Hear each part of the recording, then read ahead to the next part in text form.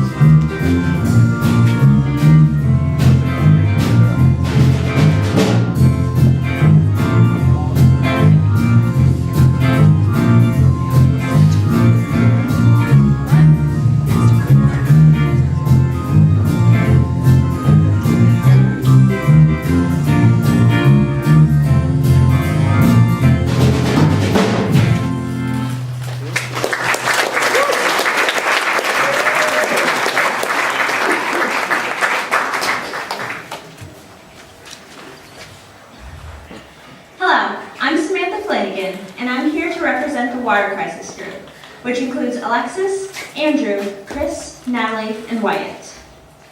Leonardo da Vinci once said, "Water is the driving force of all nature." Nearly 75% of the earth is covered in water, but only 2.5% of that is drinkable. That's 157 gallons of water on the planet each year per person, yet you barely notice it until it's gone. And many places around the world are losing water faster than we can save it. We're here to talk about exactly that. This ongoing water crisis makes it difficult for 1.2 billion people worldwide to find proper water sources. And in places like California and many parts of Latin America, it is difficult to find many water at all. Lack of water causes sanitation issues in clinics, restaurants, and places of convenience. 2.6 billion people are without access to sanitation, which also compromises the health of staff and people who use the facilities, such as hotels or restaurants. Can you imagine going into a restaurant only to find out they ran out of clean dishes? Or going into a bathroom at a mall just to find out you can't wash your hands? Manufacturing activities, farms, and construction sites all need a great amount of water to thrive. Lack of water will limit economic growth and food production, affecting everyone. Experts from the USDA say that we use 90% of our water on agriculture, such as crops or livestock, while only 10% is used domestically for brushing your teeth or flushing the toilet. Without access to drinkable water, certain foods may no longer be available to a majority of people. We've all heard of the Flint, Michigan water crisis, right? Their water has been poisoned with high levels of lead, making it unappealing and harmful to ingest. In a struggle to cut back on water prices, they began using water from the Flint River in their hometown. Unfortunately, the pipes that were used quickly became eroded and infected with high levels of lead. The cost being $55 million to fix, they were unable to afford a way out of their crisis and are now left with the Flint River being their primary water source. We're not the only factors contributing to the water crisis, but we certainly play a major role in its depleting sources. A large part of this is our increasing disposal of waste, garbage, as well as deforestation. El Salvador is one of the poorest countries in the world, and only second to Haiti in levels of environmental degradation, which is the act of degrading the earth of its needing parts, such as trees or water. 13% of El Salvador still has forest, and 30% of its water is gone. About 50% of it is unable to support its own food, and it is riddled with severe soil erosion. Soil erosion is the wearing away of the earth that happens when it is disturbed by natural or unnatural forces. Weathering such as this also causes pollution in nearby waterways and drinking water sources. This pollution of the water is more noticeable where it has been eroded, such as farms or construction sites. Water near farms also have a high level of nitrogen and hydrogen, which is toxic to fish or anything else using the nearby water. Pollution by garbage disposal is a large threat to our waterways. To this day, we are still using rivers, lakes, and even the ocean to dispose of our waste. Disgusting, right? These awful acts have caused our clean drinking water to become contaminated. Drinking polluted water could lead to health issues such as vomiting or diarrhea, or even worse problems like cancer, reproductive complications, or child development problems. That ain't Nessie up there, you see. It's a chemical pollutant, and when they enter a body of water, they can negatively impact nearby wildlife and watersheds, and anything in the area. Living in a place like New Hampshire, New England, I'm sure a lot of us have heard the frightening tales of beloved pets or even children drinking contaminated water and dying of E. coli or other harmful bacteria. As a child, living in Rochester, New Hampshire wasn't much different. The rivers were too murky to see through, and the fish that came from them were impossible to eat.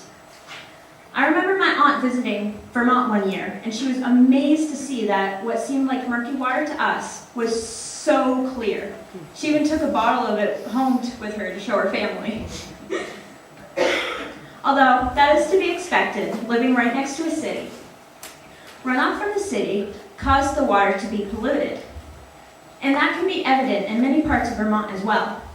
Everyone, raise your hands if you remember just last year, Leddy Park's beach area in Burlington, Vermont was shut down due to high levels of E. coli and blue-green algae.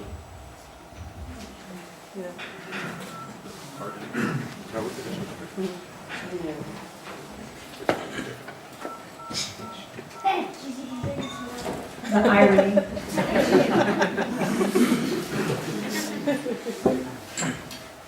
Two companies in Peru have come up with a way to preserve water. They've created billboards that catch the humidity in the air and store it in a container so that the people of the city of Lima can use it for their everyday use. How amazing is that? A powder milk factory in Mexico has been running solely off of the whey that is extracted from the milk. They use the water in all parts of the process, such as feeding the cows or washing the tanks. You may have heard of this before because they use the same process at the Cabot Creamery. It's a great way to recycle up to 88% of the water that comes from the milk. Thomas Fuller once said, We never know the worth of water until the well is dry.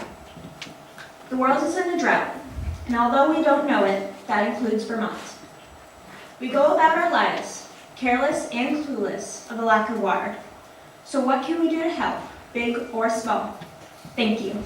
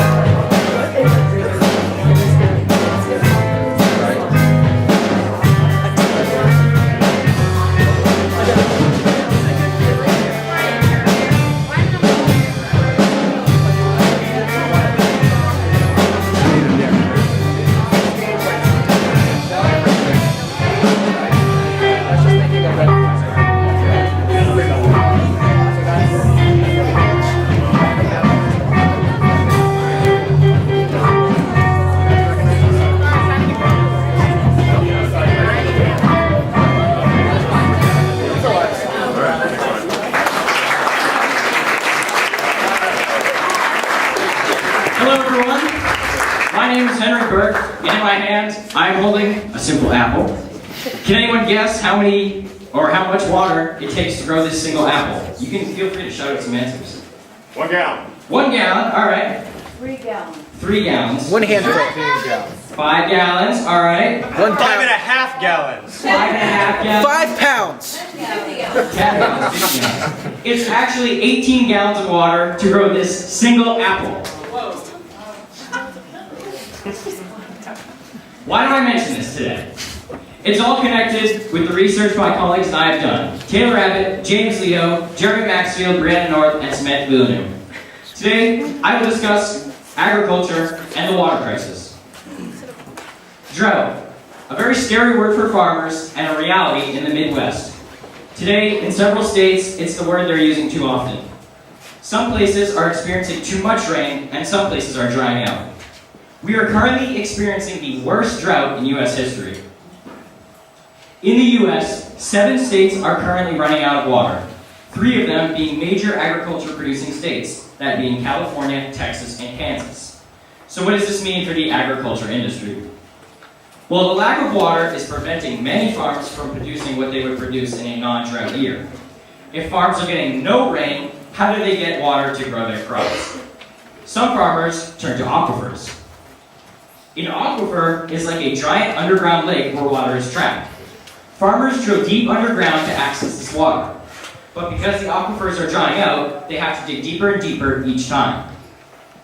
This is called the Oglala Aquifer, located under the Great Plains regions. It provides water for many people, and lots of farmers rely on it. So how can we continue to keep farming and not dry up our aquifers? The demand for food isn't going down, and our demand for water continues to go up. With the drought, there is very limited water, and the very limited water we have is being affected. Not only is our water supply decreasing, however, the water we do have is being contaminated. When farms use manure to fertilize their fields, the rain washes the manure down into the waterways. That's also the same for pesticides and other chemical fertilizers farmers are using. So why do farms need to use so many pesticides and fertilizers? Some farmers who practice monoculture plant only one crop on a large scale and grow the same seed in the same field every year. Over time, the soil loses nutrients that the crops need. So farmers need to use many less seeds need to use more synthetic fertilizers to replace these nutrients. Big farms also use pesticides to get rid of weeds and insects. Monoculture may save money because you don't have to buy new seeds every year, but it also can lead to extreme water pollution. As time goes by, all these synthetic fertilizers and all these pesticides sink into the water table. It's not that you can't use the pesticides to help with your farming, but big farms are using a little bit too much, which is not very good. The amount of chemicals isn't fatal, but over time they can harm you. We can avoid some of these problems by rotating crops, replenishing soil nutrients, and reducing the need for chemical fertilizers. Freshwater has a serious impact on agriculture. In fact, agriculture uses 70% of fresh water worldwide. Why so much? Crops are thirsty, and we are very hungry. Soon, we will be faced with the challenge of growing even more food with less water. As a result, prices for eggs, pork, beef, milk, and crops will skyrocket because there won't be enough water to meet the production demand. This domino effect eventually affects us as we are fumbling around in the food market to find the best deal. The question is, how do we fix these problems before they get too far away from us? The world's population grows by about 80 million people per year. There is becoming a higher and higher demand for crops and food. As the population grows, the demand for food grows as well. The most common food eaten in the world is rice. It takes about 300 gallons of water to produce just 1 pound of rice. To grow 1 ear of corn, it takes about 15 gallons. To grow 1 tomato, it takes 3 gallons. And to grow just 1 strawberry, it takes about half a gallon of water. And we're not just using water for food. Everything we use on a daily basis uses a lot more water than we think. The most used product in the world is paper. It takes approximately 3 gallons of water to make just 1 sheet of paper. If you buy 1 ream of paper, which has about 500 pieces, it takes approximately 1,500 gallons of water to produce it. With the amount it would take to make 13 reams, that amount of water fills up the average swimming pool. So now that you have a greater understanding of how much water impacts us, and you know the issues involving water, what are we going to do to help solve the problem? Are we going to limit our water use? Will we recycle and use less paper? Will we buy only the amount we'll eat? And most importantly, will we stop wasting food? By doing all of these things and using what we have, we won't have to be so concerned about the drought in years to come. Thank you.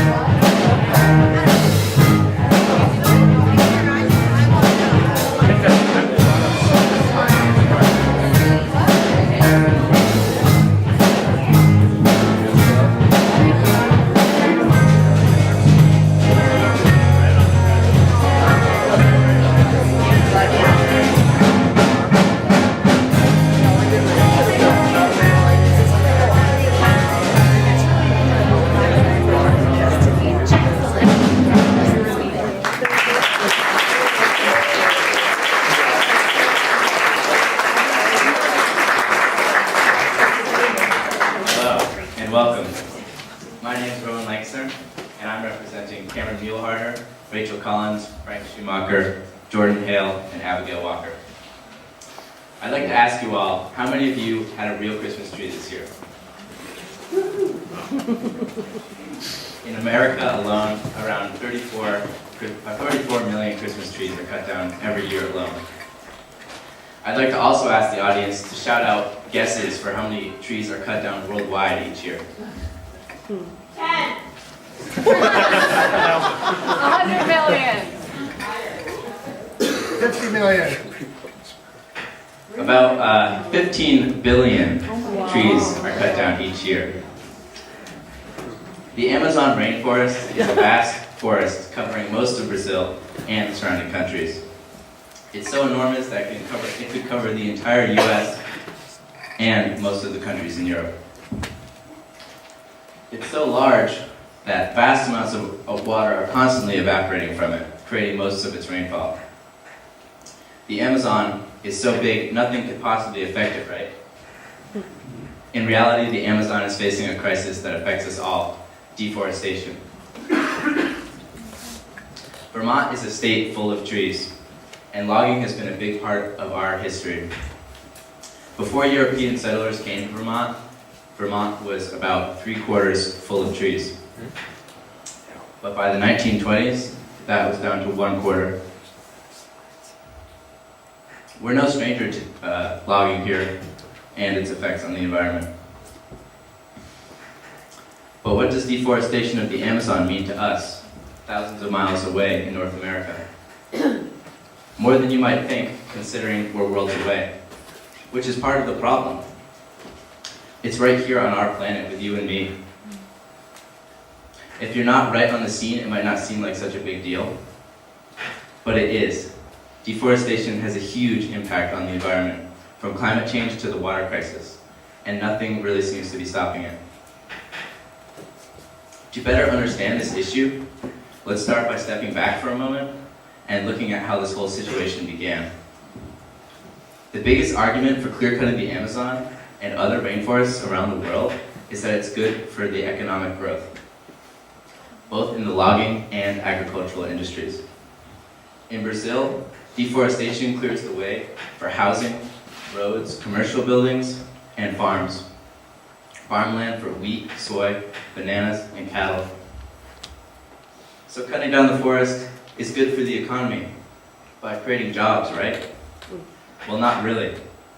There's evidence that in places where logging is restricted, the economy continues to grow.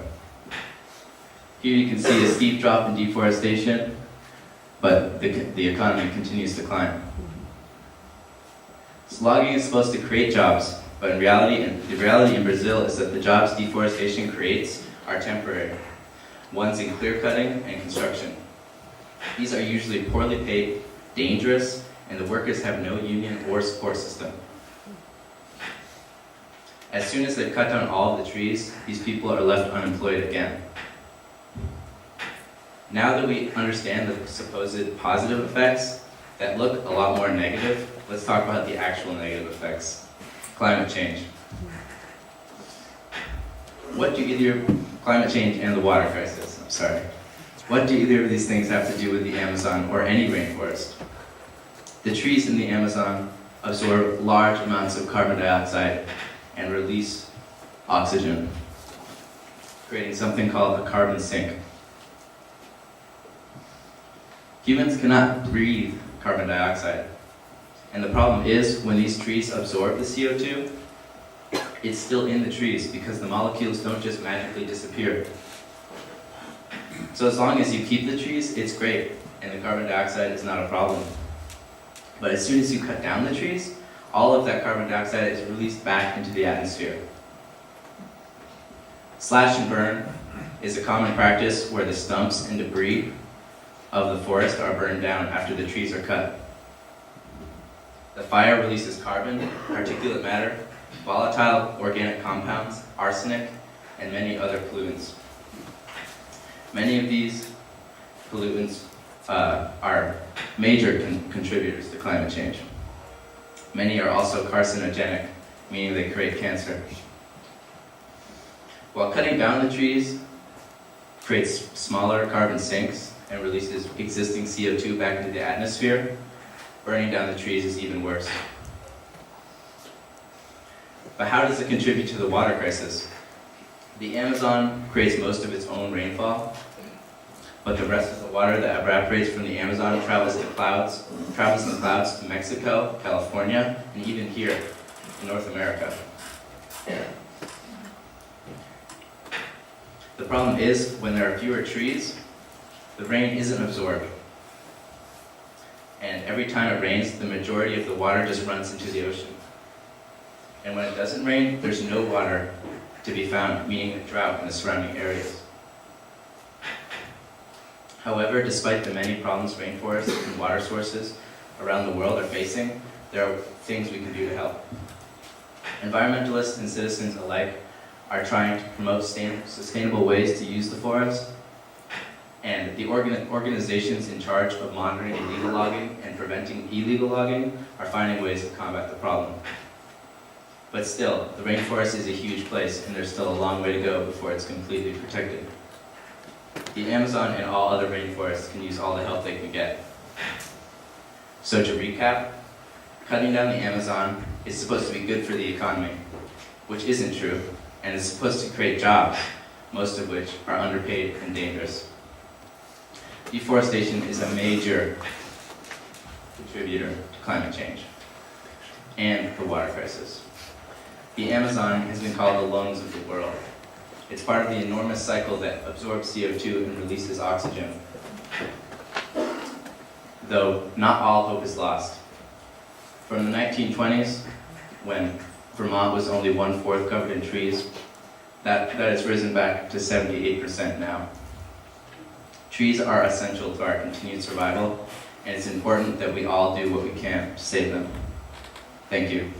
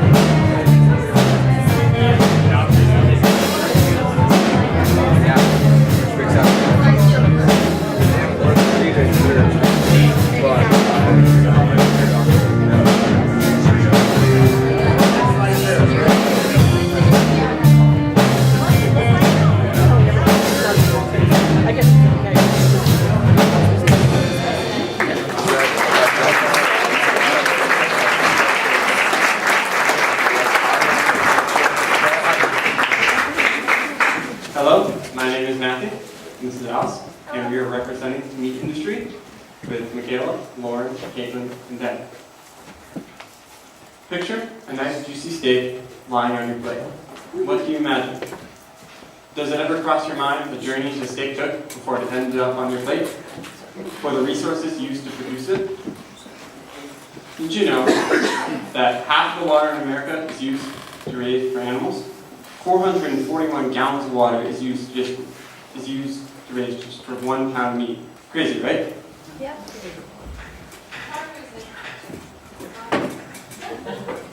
Mike's not working. Go ahead.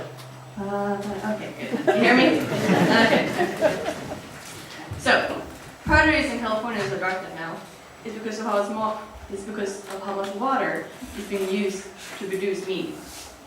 And not only does it require a lot of water, but it also has a major impact on our water supply, polluting natural sources of drinking water.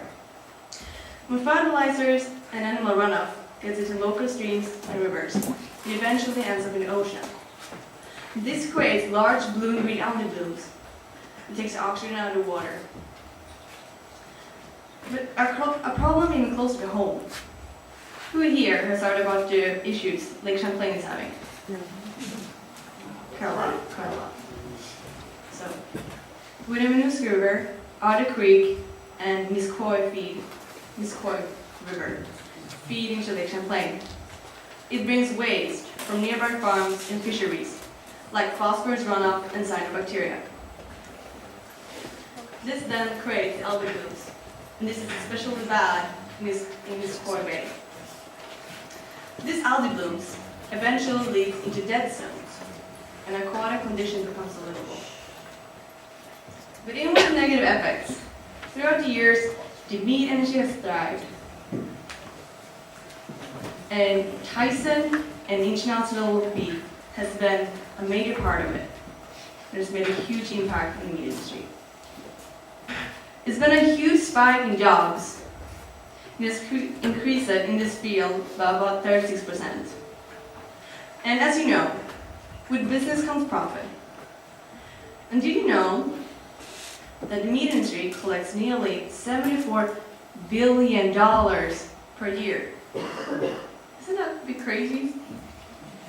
But I'm just gonna say, you know, with all this profit and all, sounds pretty good. It's a lot of money. You know? That's fine. But this, you can just think a moment of what water is actually being used to produce the meat and help all this water, all this money and industry. You know. So, the average adult eats nearly 275 pounds of meat per year. 275 pounds. It takes space to keep up with the demand for all this meat. Feedlots. Now let's take a second and really consider what it takes to create that steak. From the moment that the beef cow is born, it's drinking water. The land that will spend its first phase of its life on needs to be irrigated so there's good grazing. The feedlot that the cow will go to brings in tons and tons of feed each day so the cow can be slaughtered. That feed takes an incredible amount of water. The process of slaughtering the cow also uses clean drinking water, and all the while, leading up to where the cow is slaughtered, it is also drinking water. By the time the delicious 1 pound steak has ended up on our plates, it has required 441 gallons of water to get there. 441 gallons of water for each pound of beef produced. So just think about that for a moment. Then think about the population size in the United States. And then think about how much beef the average person consumes each year. That is when the math really gets staggering. Most of us would agree, though, that meat does taste good. But our bodies are not used to eating as much meat as we do today. And even though meat does taste good, is it really worth the effect on our planet? The Amazon rainforest, for example, is being cut down to feed feedlots and other livestock necessities. This forest provides habitat for many animal species, some of which can only live in the rainforest. Also, the forest is like a sponge for carbon dioxide, converting it into energy and releasing oxygen. When we're cutting down the trees, we are cutting down our source of fresh air. So obviously, the meat industry has a large effect on the environment. As we said, we eat about 275 pounds of meat per year. But actually, the recommended amount is only about 57 pounds of meat per year. That's less than a quarter of what we consume today. And behind me, I have two pictures. Above is kind of a version of how we eat today. There's a lot of protein and a lot of grains. There's not as much fruit and vegetables. And the picture underneath is what we should eat, which contains more vegetables and more fruit and less protein and less grains. The amount of meat we eat is really something to think about. You know, mostly just part of our regular diet. But this is causing problems.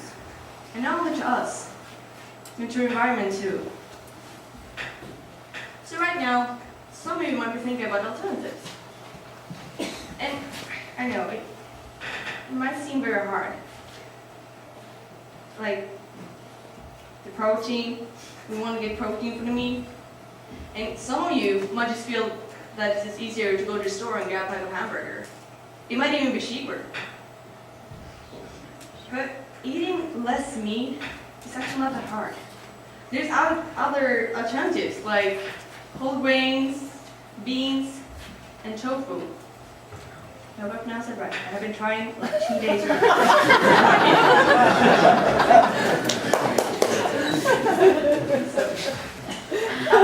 I'm not saying we don't have to become vegetarians, but we should eat less meat, and we should have a bigger variety of the meat we're eating, other things. Like chicken, for example. Did you know that chicken only uses about 28% of the water that's being used to produce beef?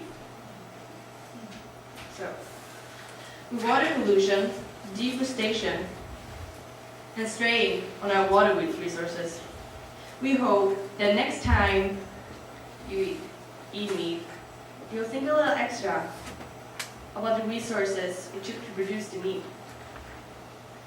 Have you ever thought about what could happen if we end up using up all of our water? What will our grandchildren, or even closer, what will our children have left? Thank you.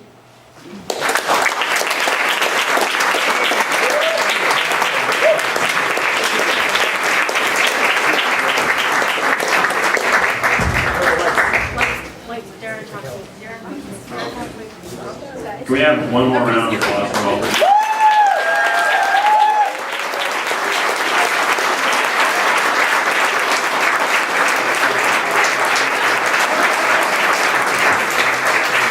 There's a few other people I'd like to recognize too. Julia Hewitt and Brian Boyes in the back.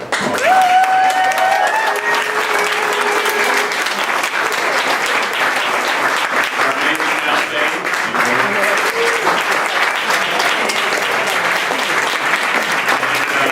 Right now, I'd like to bring on to the stage Michael Hendricks. He's going to talk to you a little bit about the Maker Science projects that some of you maybe had a chance to see. If not, please check those out at the end. And please look at the table displays and talk to all of our presenters. Ask them questions about the stats that they gave you. Please, make it hard for them to make improvement. All right. Thank you so much.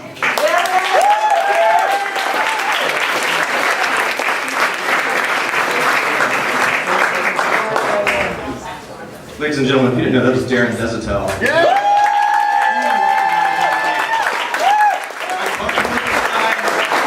He's been living this. So, yeah, maybe one more round of applause for her amazing.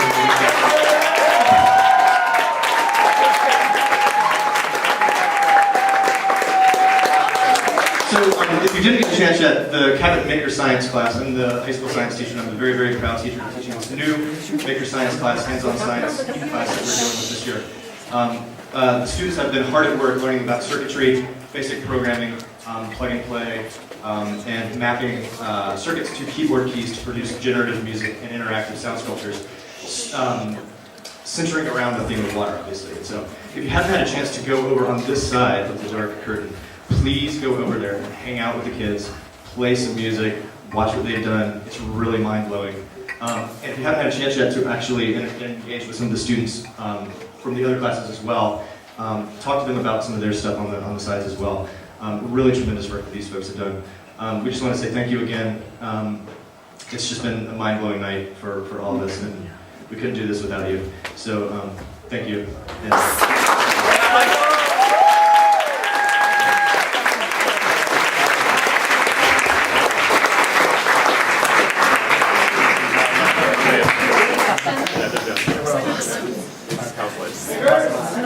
Take a bow, guys. Bring all the lights up. Yeah.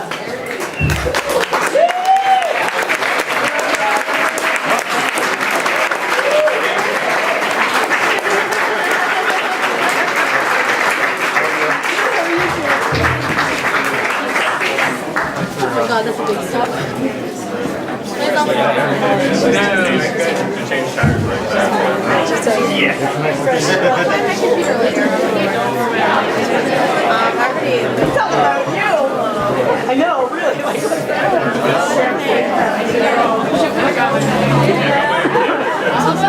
couple of you, be by your table.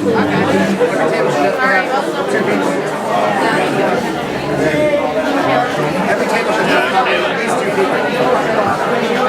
So they can see if you know anything. How about the three of us go? Well, okay, look, then I haven't got the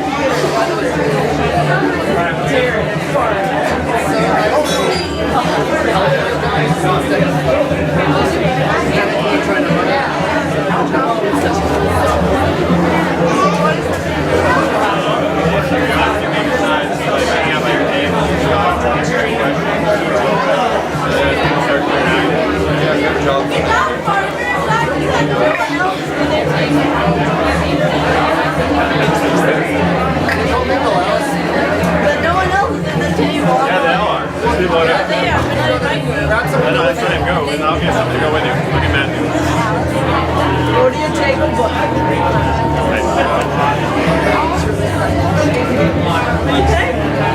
What's the secret?